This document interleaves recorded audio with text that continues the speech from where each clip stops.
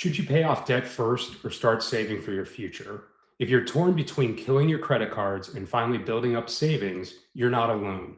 And picking the wrong sequence first can cost you years. In this video, I'll give you a simple order of steps so you know exactly what to do. Hi, I'm Jeffrey Panic. I've been helping people make practical money decisions that actually work in real life, not just on a spreadsheet, for over 25 years. I've sat across the table from people who were overwhelmed by debt, worried about retirement, and just trying to do the right thing with each paycheck. Today, I want to walk you through a framework I use with clients all the time so you can stop guessing and start moving forward. A couple in their 30s came to me feeling completely stuck.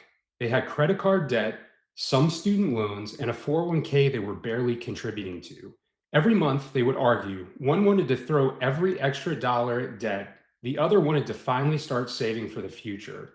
They were doing a little bit of everything and not making real progress on anything. Once we put a simple order in place, captured the free 401k match, set aside a small amount for their emergency fund, and then aggressively paid down the high interest debt, they started to feel more in control.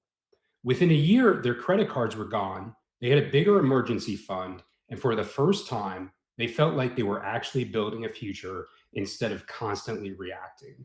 Let's talk about why this question is so frustrating. On one hand, high interest debt, especially credit cards, can feel like a weight you can never get rid of.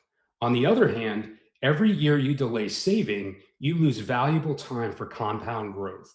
And in social media advice from 1,000 different directions, and it's easy to freeze and do nothing. The truth is, there isn't one magic answer for everyone, but there is a logical order of operations that work for most people in most situations, and that's what I want to give you. Step one is to grab any truly free money that's available to you. The most common example is an employer retirement plan match. If your company will match, say, 3% of your salary, when you contribute 3%, that's a 100% return on your contribution right away, subject to vesting. Vesting is how long you need to be employed with your employer to take the money with you if you leave. It usually makes sense to contribute at least enough to get the full match, even if you're still paying down debt. Ignoring the match is like telling your employer, no thanks, I don't want the free raise. Step two is to build an emergency buffer. I like to see at least $1,000 or about 1 month of bare bone expenses set aside in a simple savings account. Why?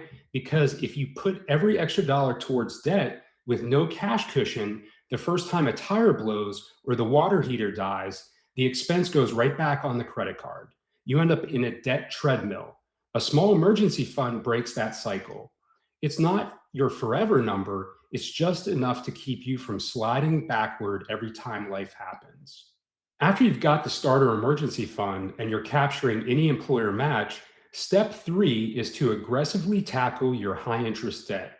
I'm talking about credit cards and personal loans with double-digit interest rates. At this stage, I like clients to keep retirement contributions at the match level and throw as much extra as possible at those expensive debts. You can use the debt avalanche method, paying off the high interest debt first, or the snowball method, starting with the smallest balances for quick wins. The method matters less than your ability to stay consistent and keep the pressure on that high interest debt payoff.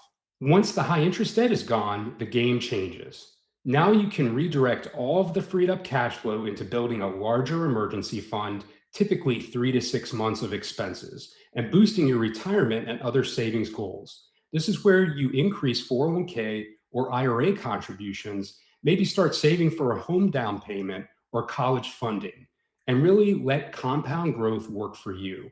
The key is that because you're not sending hundreds of dollars to credit cards each month, you can accelerate your savings without feeling like you're sacrificing every part of your current lifestyle.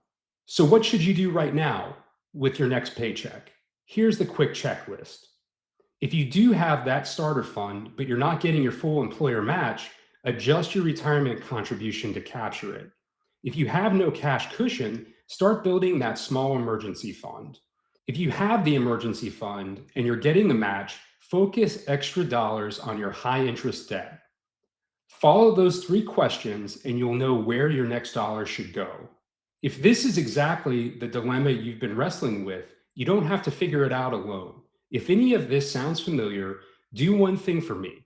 Click the link below and grab a copy of one of my books, Your Future is Now. The book provides essential information to help you tackle debt, manage your savings, and piece your goals together, and to help you see where your next dollar should go.